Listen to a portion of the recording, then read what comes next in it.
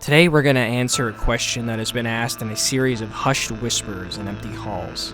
Something people are too afraid to utter out loud in fear of retribution. Something teetering the line of absolute heresy, but the overwhelming evidence has become undeniable, and we must ask it. Is Kaeya in the Abyss Order? I see a lot of comparisons to Kaeya's scarf looking awfully similar to the Abyss Mage's scarf, and while they are similar, I wouldn't normally really consider that as any kind of evidence that Kaeya is remotely related to the Abyss Order, but here's where things get interesting. Kaeya was actually placed in Mondstadt by his father as an informant for Khaenri'ah. Yes, that's right, as an informant for Khaenri'ah, which is why Kaeya has the primo gem-shaped eyes like Donsleif, who is the only other alive Khaenri'ahn that we know of. Kaeya, although is a Khaenri'ahn, he is a Khaenri'ahn by descendants, and he wasn't actually born there. So, why is that important that Kaeya is a descendant from Khaenri'ah when we're talking about his scarf looking similar to that of an Abyss Mage's? Well, if you haven't seen my video on the Abyss Order, go ahead and check that out, but quickly to summarize, the Abyss Order and the Abyss Mages and the Monsters of the Abyss all actually come from the destruction of Khaenri'ah. So let's go over a quick little history lesson of Khaenri'ah to better understand the next pieces. Khaenri'ah was an extremely advanced underground civilization that utilized alchemy to procure the necessities of life that weren't available to them. They had no archon or god governing them, and it was a civilization strictly of humans ran by the Eclipse dynasty, who served as the government. Well, the alchemy eventually became so advanced that one alchemist decided it would be a good idea to try and play God to create life. Well, this ended poorly because Celestia caught wind of this and utilized the 7 Archons to no-scope Khaenri'ah out of existence. It's speculated that Celestia can interface with the Gnosis that the Archons all possess, but that's a subject for another video. So Khaenri'ah was destroyed 500 years prior to the Traveler arriving in Mondstadt, and the beginning of the game actually shows the destruction of Khaenri'ah. So now we know who Kaeya really is. He's a descendant of the Khaenri'ahns, placed into Mondstadt by his unknown father to be a pawn.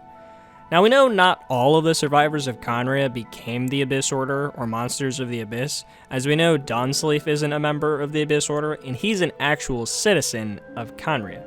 But why would a normal father need an information network in Mondstadt? And we have to think, what kind of a person would be and want to be so connected and determined that he's willing to abandon his son just to get some information and power?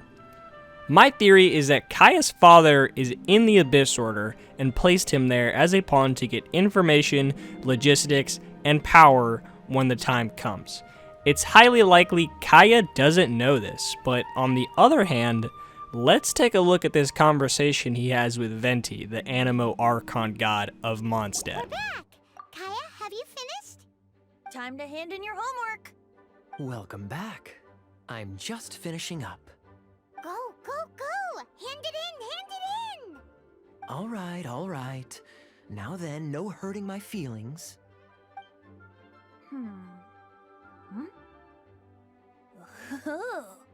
Tone Deaf Bard, what grade did he get? Kaeya, may I read this out loud? Feel free.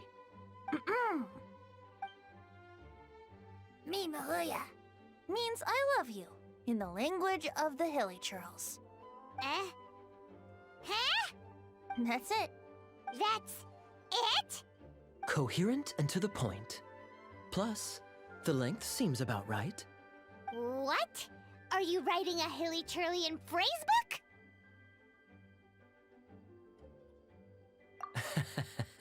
A love poem has to convey the style of its author, you know? So a lot of people have analyzed this little exchange between Kaeya and Venti, and they've gone to the Hilly Churl dictionary to see that the word that Kaeya uses for love is also the meaning for triumph. So essentially this scene is Kaeya giving a veiled threat to Venti to see if Venti's going to try to react negatively, and he's basically letting Venti know that Kaeya as a Khaenri'ahn is fully aware that the 7 Archons are responsible for the destruction of Celestia, and he's basically letting him know that Kaeya's #1 priority is getting triumph over the 7 Archons and revenge for the destruction of Celestia. So this is even more evidence that Kaeya is in fact working for the Abyss Order. And if you thought, well, maybe he's not aware that he's serving the Abyss Order because he doesn't have contact with his father, but it's clear that he does harbor resent to the Archons, and why else would he be saying this to Venti? And some other people on the other side of the fence have deduced this down to Venti, aka Barbados, being lazy and not actually knowing Hilichurlian, so he doesn't realize that Kaeya actually just threatened him because he's not aware of the kind of nuanced word for love, and he just thinks it's funny. But I would say that's very uncharacteristic of Venti as someone who's a bard and a master of poems, and he loves poetry and he loves language and singing songs and learning songs. So I really would say that although it's possible, I'd say it's very unlikely and uncharacteristic of Venti to not know Hilichurlian, and probably basically every language there is. You know, as an Archon who's been around for thousands of years, I really wouldn't put it past him to know Hilichurlian, basically any other language that Teyvat has. Now, another interesting thing people pointed out is that Kaeya's vision has a different shape than that of the rest of the citizens of Mondstadt. Now, if you didn't know, each region has its own vision shape because they're all given by the same Archon of that region. For example, Mondstadt would be the Animo Archon. So, Kaeya's is different in that it only has 2 wings on the side and 2 wings in the center, whereas the rest of the characters from Mondstadt that have visions have 3 on the outside and 3 on the center. Now, does this necessarily mean that Kaeya is in the Abyss Order?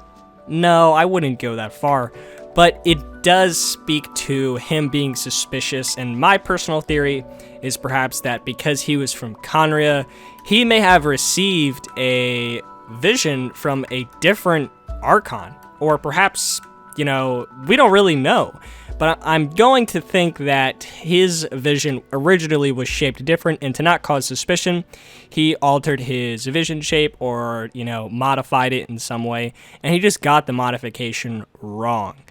Does it mean he's in the Abyss Order? No, but it is something to think about, and maybe you guys have a good answer that you can place in the comments. I'd love to hear it. So what do you guys think? Is Kaeya in the Abyss Order? Is he not in the Abyss Order? There's definitely a lot of mystery surrounding him as a character, especially with his origins from Conria being, you know, a plant from his father. But if I left anything out, feel free to leave a comment on what your guys' theories are, you know, some more important things about Kaeya, and maybe if I get enough of them, I'll do a follow-up video on my thoughts. And if you guys like this style of video, maybe I'll do some more theories that I have with other characters and their backstories and just overall Genshin lore. So go ahead and leave your comments on how you like the video. I put a lot of work into it, and I hope you guys enjoyed. Thank you for watching, and I'll see you guys in the next video.